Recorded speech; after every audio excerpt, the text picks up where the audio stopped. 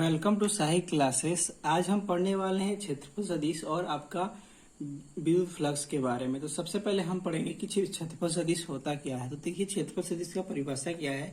किसी क्षेत्रफल के लंबवत एकांक सदिश को क्षेत्रफल सदिश कहते हैं। यानी कोई भी पृष्ठ लेते हैं, मान लीजिए आपका कोई ये आपका एक पृष्ठ है। इस पृष्ठ के क्षेत्रफल के लंबवत, इस पृष्ठ के क्षेत्रफल के लंबवत कोई भी आपका एकांक सदिश होगा, उसी को हम क्या कहेंगे, आपके क्षेत्रफल सदिश कहेंगे। क्या कहेंगे? क्षेत्रफल सदिश कहेंगे। तो मान लीजिए अब देखिए, ये कुछ हम चित्र ले रखे हैं। इस चित्र के से समझते हैं कि क्षेत्रफल सदिश होता क्या है। अभी मान लीजिए ये वाले चित्र फर्स्ट की बात करते हैं। तो ये कैसे रखा हुआ है पृष्ठ कुछ आपका ऐसे रखा हुआ है। तो इस पृष्ठ के लंबवत जो एकांक सदिश बनेगा वो तो या तो आपका इस दिशा में बनेगा, नहीं तो आपका इस दिशा में बनेगा। और एक बात आप हमेशा याद रखिएगा कि मान लीजिए हम अगर इस दिशा में क्षेत्रफल सदिश लेते हैं, इस दिशा में आपका क्षेत्रफल सदिश लेते हैं प्लस में, तो इधर आपका हो जाएगा माइनस में। अब दूसरे वाले चित्र में देखिए, ये आपका जो पृष्ठ है वो कैसे रखा हुआ है, वो पृष्ठ आपका ऐसे रखा हुआ है। तो इस पृष्ठ के लंबवत लाइन होगी या तो आपकी इधर होगी और नहीं तो आपका इधर होगा। क्या होगा आपका? नहीं तो इधर होगा। ठीक है। तो इस पृष्ठ के लिए हमारे पास क्षेत्रफल सदिश एक इस दिशा में बनेगा और एक इस दिशा में बनेगा। अब तीसरे वाले चित्र की बात हम करते हैं। तो देखिए, ये पृष्ठ कैसा रखा हुआ है, अब आपका ऐसे रखा हुआ है। कैसे रखा हुआ है? ऐसे रखा हुआ है। तो इस पृष्ठ के लंबवत या तो इधर आपका क्षेत्रफल सदिश बनेगा और नहीं तो आपका इधर क्षेत्रफल सदिश बनेगा। ठीक है। तो ये आपके पृष्ठ के क्षेत्रफल सदिश हो गया। अब देखिए, एक आपका हम क्यूबॉइड लेते, मान लीजिए एक माचिस का हम डब्बा लिए हैं और ये माचिस का समझ लीजिए कि ये माचिस का डब्बा जो है अंदर से क्या है आपका भरा हुआ है। अब इसका जो क्षेत्रफल सदिश बनेगा, मान लीजिए हम ऐसे इस माचिस को डब्बे के रखे हो, तो इसका क्षेत्रफल सदिश एक इस दिशा में बनेगा और आपका एक इस दिशा में बनेगा। ठीक है। आपका एक क्षेत्रफल सदिश आपका एक इस दिशा में बनेगा और नहीं तो आपका इस दिशा में बनेगा। लेकिन अब माचिस क्या है आपका अंदर से भरा हुआ है, तो हम केवल इसका जो क्षेत्रफल सदिश लेंगे वह केवल इस दिशा में लेंगे। इस दिशा में हम इसके क्षेत्रफल सदिश को नहीं लेंगे। क्यों? क्योंकि ये अंदर से आपका क्या है, क्लोज है, यानी अंदर से भी पूरा पैक है, भरा हुआ है, जिसके कारण हम क्या करेंगे, आपके इस दिशा में जो होगा, इस दिशा में होगा आपका जो भी क्षेत्रफल सदिश, उसको हम नहीं लेंगे। केवल आपके इस दिशा में जो क्षेत्रफल सदिश होगा उसी को हम लेंगे। ठीक है।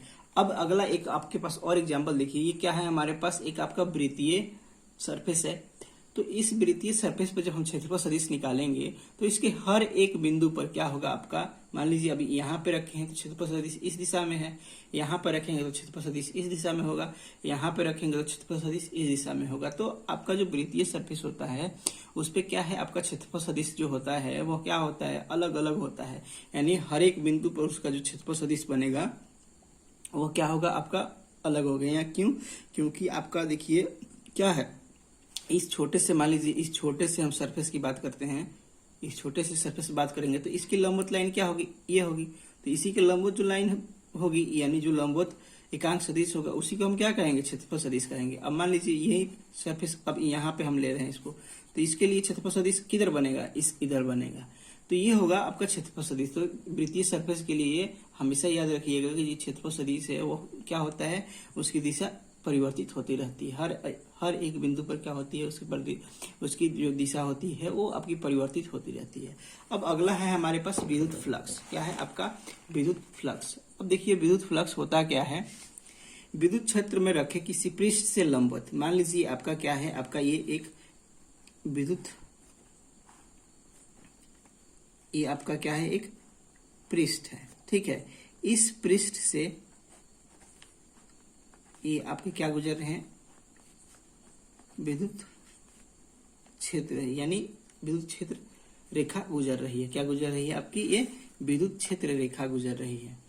तो अब देखिए क्या है, इसकी परिभाषा हम सबसे पहले पढ़ते हैं। तो क्या है, विद्युत क्षेत्र में रखे किसी पृष्ठ से लंबवत गुजरने वाली विद्युत क्षेत्र या बल रेखा की संख्या को विद्युत फ्लक्स कहते हैं। यानी आप यहाँ पे देखिए कि मान लीजिए एक ये आपका क्या है,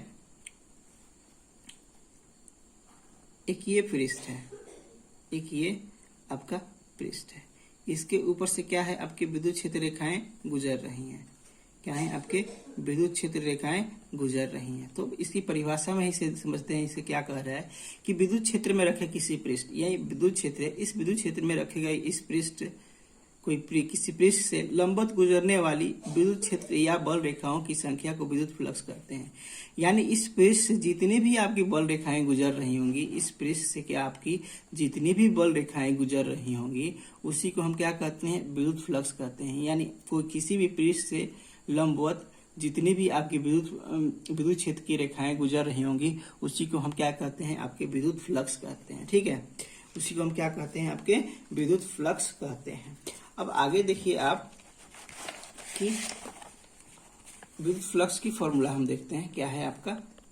तो सबसे पहले आप देखिए कि यहाँ पे आप देखिए कि इसे फाई ई से सूचित किया जाता है। किससे सूचित किया जाता है, इसे फाई ई से सूचित किया जाता है। और फाई ई इक्वल टू होता है E vector dot A vector. तो ये जो डॉट यहाँ से हटाएंगे तो इसका फॉर्मूला में क्या आ जाएगा, ई ए कॉस थीटा आ जाएगा। क्या आ जाएगा आपका, ई ए कॉस थीटा आ जाएगा। ठीक है, अब देखिए हमारे पास क्या है, मान लीजिए अब क्या है आपका एक छोटे से सरफेस के लिए हम बात करते हैं। मान लीजिए ये आपका एक वृत्त है, इस वृत्त के एक छोटे से सरफेस की हम बात करते हैं। तो उसके लिए क्या हो जाएगा, आपका जो क्षेत्रफल से विद्युत फ्लक्स होगा वो क्या होगा, D phi E is equal to हो जाएगा ई डॉट डी ए। ठीक है, अब यहाँ से डॉट हटाएंगे तो आपका कॉस थीटा लग जाएगा। अब इस पृष्ठ के लिए हमें क्या कर लिए हैं, विद्युत फ्लक्स निकाल लिए हैं। तो अब इसके संपूर्ण पृष्ठ पे हमें विद्युत फ्लक्स को पता करना होगा। तो उसके लिए हम क्या करेंगे, इसका जो डी फाई ई है इसका हम क्या कर देंगे, समाकलन कर देंगे। क्या कर देंगे, समाकलन कर देंगे। तो इससे हमारे क्या निकल जाएगा, इस किसी भी पृष्ठ का संपूर्ण पृष्ठ का विद्युत फ्लक्स निकल जाएगा। अब कोई सा भी पृष्ठ लीजिए, उसका संपूर्ण पृष्ठ कैसे निकलेगा, उसके छोटे वाले पृष्ठ का हम समाकलन कर देंगे तो क्या निकल जाएगा, उसके आपके पूरे संपूर्ण पृष्ठ का विद्युत फ्लक्स निकल जाएगा। ठीक है, तो डी फाई ई है। अब डी फाई का फॉर्मूला हम जानते हैं ये है, तो उसकी जगह पर हम पुट कर दिए और इसका समाकलन कर लेंगे तो क्या हो जाएगा आपका, हमें पूरे संपूर्ण पृष्ठ का क्षेत्रफल, पूरे संपूर्ण पृष्ठ का हमें क्या निकल जाएगा, विद्युत फ्लक्स निकल जाएगा। ठीक है, अब आगे देखिए आपका जो फाई ई है इसे विद्युत फ्लक्स कहते हैं। ई जो है आपका विद्युत क्षेत्र की तीव्रता है और ए जो है आपका क्षेत्रफल है। और जो थीटा है वो क्या है, विद्युत क्षेत्र की दिशा तथा क्षेत्रफल सदिश के बीच के कोण। क्या है, थीटा जो है विद्युत क्षेत्र की दिशा तथा क्षेत्रफल सदिश के बीच के कोण। अब मान लीजिए क्या है आपका, ये कोई क्षेत्रफल है। ठीक है, इस क्षेत्रफल के इधर क्या है आपका विद्युत क्षेत्र है और इधर क्या है आपका इसका एकांक सदिश है। क्या है आपका क्षेत्रफल सदिश है, ये इसका क्षेत्रफल सदिश है और ये आपका क्या है, विद्युत क्षेत्र है। तो इसके बीच में जो ये थीटा का जो कोण बनेगा, इसी को हम क्या कहते हैं, थीटा कहते हैं। जो विद्युत क्षेत्र की दिशा अर्थात क्षेत्रफल सदिश के बीच को ही कोण को हम क्या कहते हैं, थीटा कहते हैं। अब आगे देखिए क्या है, विद्युत फ्लक्स एक अदिश राशि है। क्या है आपका, एक अदिश राशि है, यानी इसके पास दिशा नहीं होता है। विद्युत फ्लक्स के पास आपका दिशा नहीं होता है। अगला पॉइंट है, विद्युत बल रेखाएं पृष्ठ से बाहर निकल रही हो तो वो विद्युत फ्लक्स धनात्मक होता है। यानी किसी, मान लीजिए ये आपका क्या है, ये जो पृष्ठ है, इस पृष्ठ से जब विद्युत फ्लक्स क्या होगा, बाहर की तरफ निकल रहा होगा, इस पृष्ठ से बाहर की तरफ निकल रहा होगा तो वो क्या होगा, हमेशा ही धनात्मक होगा। और इस पृष्ठ के अंदर जा रहा होगा, तो क्या होगा, हमेशा ही ऋणात्मक होगा। क्या होगा आपके, हमेशा ही ऋणात्मक होगा। तो देखिए विद्युत बल रेखाएं क्या है, विद्युत बल रेखाएं पृष्ठ में प्रवेश कर रही हो तो क्या होती हैं, विद्युत फ्लक्स का मान ऋणात्मक होता है। अब देखिए विद्युत फ्लक्स का मात्रक की बात करते हैं तो क्या है आपका, phi E is equal to होता है ई ए कॉस थीटा, विद्युत फ्लक्स का जो फॉर्मूला है। अब जो ई है, ई का मात्रक हमें पता है कि क्या होता है, न्यूटन बटे में कूलाम होता है और गुने में एरिया है। तो एरिया यानी क्षेत्रफल का जो मात्रक होता है क्या होता है, मीटर स्क्वायर होता है। और कॉस थीटा क्या है आपका, कांस्टेंट है, इसलिए इसका कोई मात्रक नहीं होता है। अब देखिए तो न्यूटन मीटर और गुने में क्या हो गया, न्यूटन मीटर स्क्वायर पर कूलम हो गया। क्या हो गया आपका, जो विद्युत फ्लक्स का जो मात्रक निकल के आया है वो क्या हो गया आपका, न्यूटन मीटर स्क्वायर पर कूलम। क्या हो गया आपका, न्यूटन मीटर स्क्वायर पर कूलम जो है इसका मात्रक आया है। अब देखते हैं कि जो विद्युत फ्लक्स है उसकी क्या हम बीमीय सूत्र देखते हैं।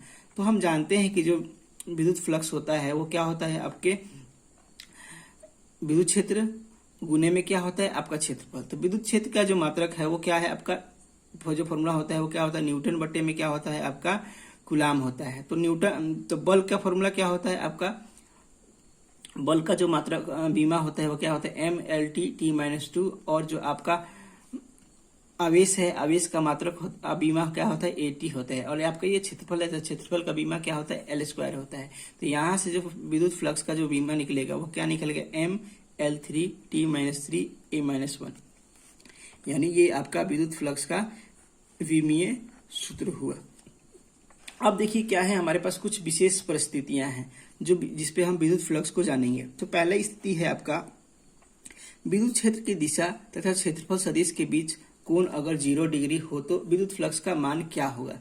मान लीजिए ये आपका कोई ऐसे पृष्ठ रखा हुआ है, ठीक है, इधर इसका क्या है आपका विद्युत क्षेत्र की दिशा है, और इसी दिशा में क्या है इसके क्षेत्रफल सदिश है, यानी इसके क्षेत्रफल सदिश है। तो इसमें आप देख रहे होंगे इसके और इसके बीच में क्या है आपका थीटा का जो मान है कितना है 0 डिग्री है। तो यहाँ पे अब इसके लिए विद्युत फ्लक्स का जो मान देखिए क्या होगा, हम जानते हैं कि विद्युत फ्लक्स क्या होता है आपका EA cos थीटा होता है। तो थीटा का मान यहाँ पे कितना है 0 डिग्री है, तो यहाँ पे लिख देंगे E cos 0 डिग्री। और जो हम जानते हैं आपके क्या है कि अगर cos 0 रहता है तो क्या मान आ जाता है, cos 0 का मान क्या होता है आपका, cos 0 का मान जो होता है आपका क्या होता है, cos 0 का जो मान होता है वो 1 होता है। तो अब cos 0 का मान जो क्या होता है आपका 1 होता है, तो यहाँ पे EA गुने में 1 डाल देंगे, तो जो विद्युत फ्लक्स निकलेगा वो क्या होगा EA हो जाएगा। और हम 0 पे डिग्री पे ही क्या होगा आपका विद्युत फ्लक्स सबसे ज्यादा मैक्सिमम होगा, क्या होगा सबसे ज्यादा होगा। दूसरी स्थिति है हमारे पास कि विद्युत क्षेत्र की दिशा तथा क्षेत्रफल सदिश के बीच कोण अगर 90 डिग्री हो तो विद्युत फ्लक्स का मान क्या होगा। मान लीजिए अब क्या है आपका जो कोई पृष्ठ है वो कैसे रखा हुआ है, ऐसे रखा हुआ है, इसका जो क्षेत्रफल सदिश है आपका इधर है, और जो इसका विद्युत बल रेखा की दिशा है वो किधर इधर है। तो इसके बीच के में जो कोण बन रहा है क्या कितना बन रहा है 90 डिग्री। तो अब हमें पता है कि क्या कि फाई इक्वल टू होता है EA cos थीटा। तो थीटा का मान कितना दे रखा है आपका, थीटा का मान कितना दे रखा है 90 डिग्री। तो यहाँ पे cos 90 डाल देंगे।